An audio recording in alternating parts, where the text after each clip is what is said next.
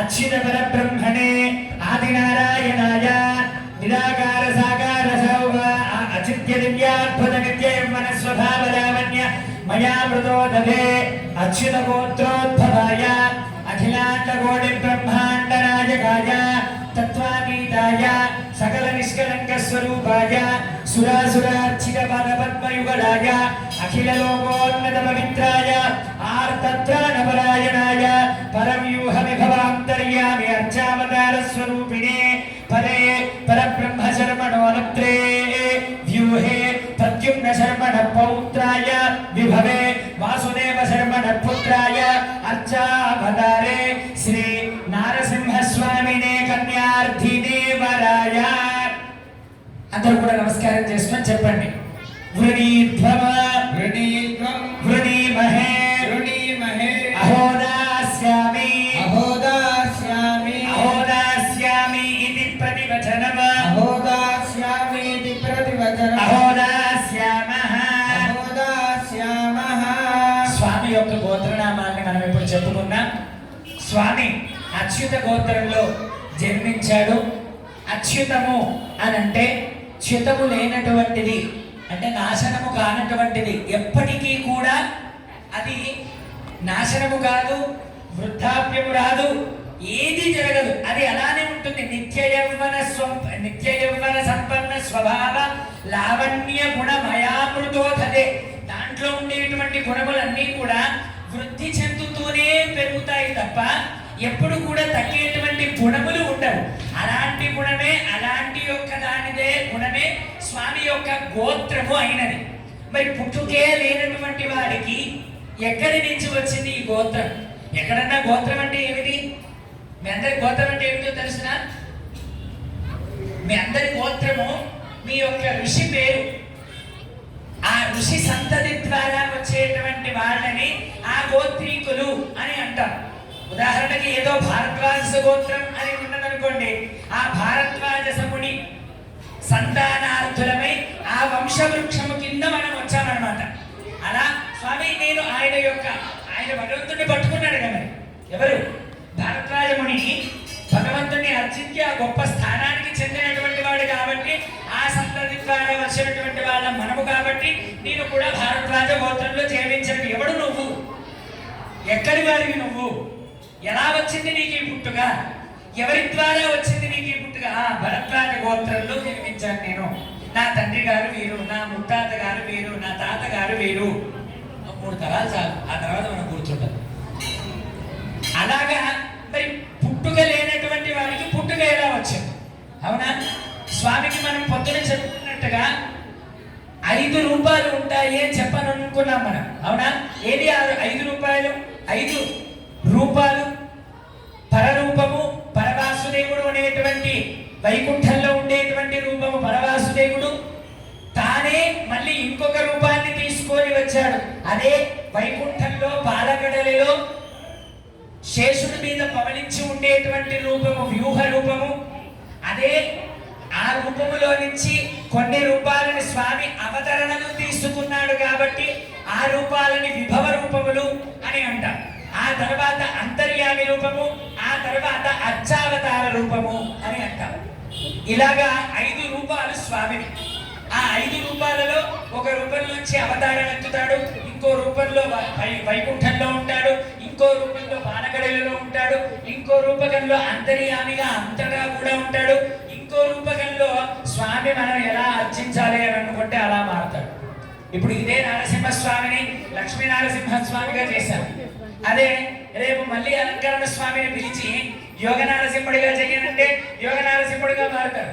అదే నారసింహుడిని ఇంకో భావన నారసింహుడిగా మార్చమంటే భావన నారసింహుడిగా మారుతాడు. ఉగ్ర నారసింహగా మార్చమంటే ఉగ్ర నారసింహుడిగా. అచ్చారూపము అంత గొప్పది. మనం ఎలా మలిస్తే స్వామి అలా మలిచి అలా మలుచుకొని స్వామి తనల్ని అర్చనని అందించుకునేటువంటి రూపము అర్చారూపము. ఇలా 5 రూపాలలో స్వామి పైన ఉండేటువంటి వాడి నుంచి కిందికి దిగి దిగి దిగి దిగి కిందికి మన దగ్గర వరకు వచ్చాడు కాబట్టి వాడి యొక్క మునిమనవడు, వాడి యొక్క మనవడు, వాడి యొక్క పుత్రుడు వాడే లక్ష్మీనారసింహుడై ఇక్కడ మన దగ్గర ఉన్నాడు అని చెప్పేసి పరవాసుదేవుడి యొక్క మునిమనవడై వాసుదేవుడి యొక్క మనవడై అర్చావతారంలో నేనే లక్ష్మీ నారసింహుడిగా ఇక్కడికి ఉన్నాను. ఈ కళ్యాణం నాకు సంబంధమే, నేను చేస్తున్నాను, వీక్షిస్తున్నాను, పాల్పంచుకుంటున్నాను అని చెప్పేసి మనం అందరం కూడా ఇందాక చెప్పుకున్నాం. వృణీత్వం వృణీమహే అహోదాస్యామి అహోదాస్యామః అని చెప్పేసి మనం ఇందాక ఇప్పుడు చెప్పుకున్నాం. అలాగే లక్ష్మీ అంశ స్వరూపిణి అయినటువంటి రాజ్యలక్ష్మి అమ్మవారి యొక్క ప్రవణని కూడా మనం ఇప్పుడు తెలుసుకొని అమ్మవారి ఎక్కడ, ఎవరు, ఎందుకు, ఏమిటి అనేటువంటి దాన్ని కూడా తెలుసుకుందాం. చతుస్సాగరపర్యంతంగో బ్రాహ్మణేభ్యః శుభం భవతు. సౌభాగ్య విశ్వంభరత్రయానుషేయ ప్రవరాన్విత సౌభాగ్యగోత్రోద్భవీం విశ్వంభర శర్మణోనప్త్రీం రత్నాకర శర్మణ పౌత్రీం క్షీరార్ణవ శర్మణ పుత్రీం సాక్షాత్ లక్ష్మీదేవి నామ్ని స్వరూపిణి కన్యామ. అందరూ కూడా నమస్కారం చేసుకొని చెప్పండి మళ్ళీ. వృణీధ్వం వృణీమహే అహోదాస్యామి అహోదాస్యామః. స్వామి అమ్మవారి ఎక్కడ పుట్టారు తెలుసునా మీ అందరికి? అమ్మవారు ఎక్కడ పుట్టారు? కళ్యాణం అంటే ఏముంటది, ఎందుకు ఈ మాటలన్నీ చెప్పాల్సి వస్తుంది అని అంటే కళ్యాణం ఏమీ ఉండదు. గోత్రనామాలు చెప్పామా అయిపోయింది, తర్వాత మధుబర్గం ఇచ్చామా అయిపోయింది, తర్వాత కాళ్ళు కడిగామా అయిపోయింది, తర్వాత జీలకర్ర పెట్టడం, మంగళసూత్రాలు వేయడం, తలంబ్రాలు పోయడం అయిపోయింది. కళ్యాణం చేసింది ఆయన యొక్క గుణాలను మనం అనుభవగతంలోకి తెచ్చుకోవాలి, ఆయనని ఇంకా మనం అనుభవించాలి, ఆయనకు దగ్గరగా మనం ఇంకా వెళ్ళాలి. ఇప్పుడు ఏదన్నా ఒక మనిషి ఉన్నాడు అనుకోండి, ఒక స్నేహితుడో, ఒక తల్లో, తండ్రో, మనకి ఇష్టమైనటువంటి ఒక మిత్రుడో, ఎవరు కానివ్వండి, ఒక ఆత్మబంధువే కానివ్వండి, తన గురించి తెలుసుకుంటున్న కొద్దీ, తన యొక్క మంచితనం గురించి, తన యొక్క గొప్పతనం గురించి మనం తెలుసుకుంటున్న కొద్దీ తనకు మనం ఇంకా దగ్గర అవ్వాలి, ఇంకా దగ్గర అవ్వాలి, ఇంకా దగ్గర అవ్వాలి అని చూస్తాం. అవునా? వాడు మంచివాడే, అవునా?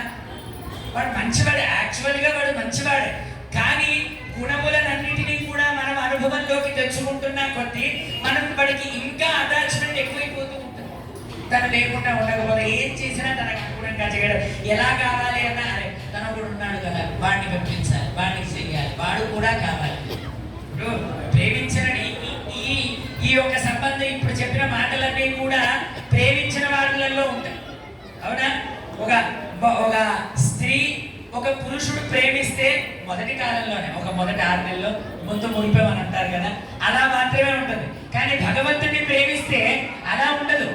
దీనికి వైరాగ్యం అని పేరు. ఎందుకు వైరాగ్యము అని అంటే భగవంతుడిని ఒక్కసారి ప్రేమించడం మొదలు పెడితే ఆ ప్రేమకి ఇంకొక మారు పేరే వైరాగ్యం. అందరినీ వదిలేస్తారు, ఏ గుణము లేదు, ఏ బంధం లేదు, ఏ కోరికలు లేవు, ఏది లేదు.